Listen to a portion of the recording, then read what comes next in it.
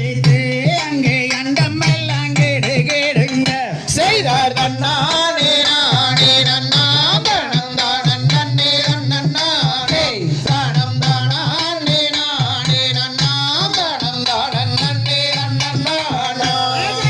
அண்ணனாடையோரால் கேட்டு ரெண்டு அண்ணன் வந்து இசை பாடு அங்கே ஓசையினால் கோயில் பாட ரெண்டு தோகை மயில் திரித்தாட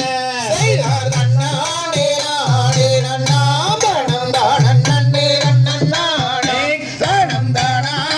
நானே நன்னா தனம் தானே நன்னானா மொட்டைக்காலின் மீது அமர்ந்து